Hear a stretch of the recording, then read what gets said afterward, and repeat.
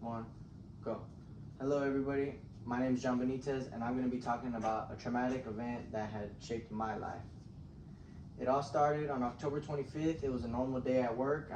I work for the city, so we work a lot with the sewer and the water lines. So it was just a normal day. We're installing the sewer line, and we've been working there for maybe about 2-3 weeks. So it was just another day. And I'm the type of guy, whenever, there's work to be done, I like to get in there and get it done real fast. So, while somebody was digging, once they finished, I'm the first guy in there. I'm ready to go. Yep. So while we're working, I was in there at the time, and we're about 8 feet deep, a little 3-foot trench.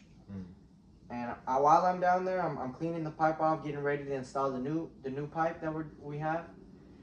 And before I know it, man, I'm down there and everything caves in on me. The last thing I hear was my buddy. He's like, John. And, a split second, I got to move out of the way. And I'm caught in like this. I just, split second, I moved. But as soon as I moved, boom, I got caved in on. And I was caved in about up to here, above my waist. And I couldn't move, man. The first thing I tried to do, as soon as I was stuck, I tried to burge out. And I couldn't.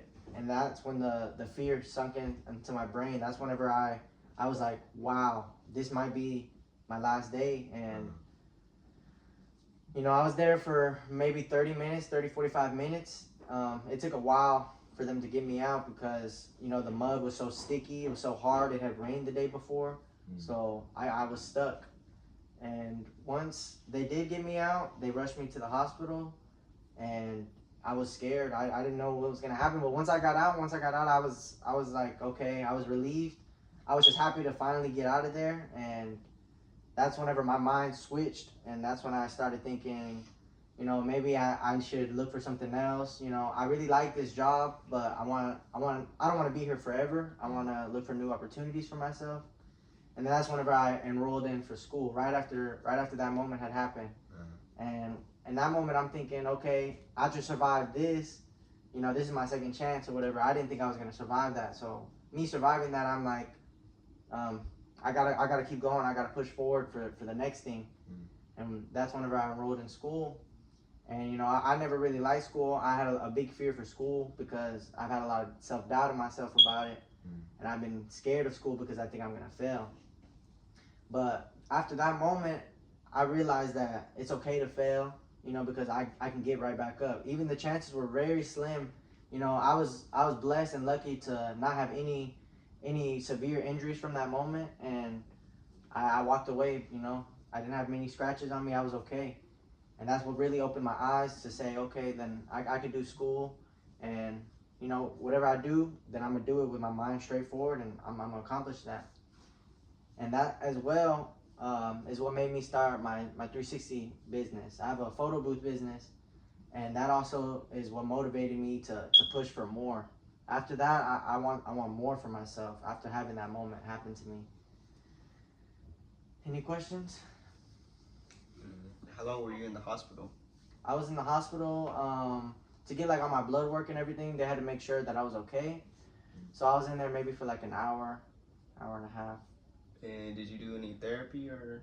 Yeah, I had to do physical therapy for about a month, and I didn't work. I didn't work for about a month and a half because I had a knee injury, or it was on my knee, the knee that was bent like this. Yeah. I couldn't move it for a while, and I had a lot of pain, so I had to go to physical therapy for a while.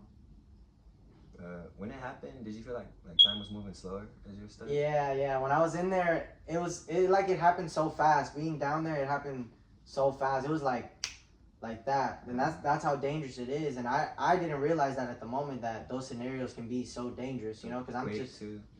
I'm just thinking about the work, I'm not really thinking about my safety like I should. So it just happened so fast. But at the same time, while I'm down there, I'm thinking, my head's rushing, like, please just get me out. But it did feel like a long time. But they did the best they could to get me out.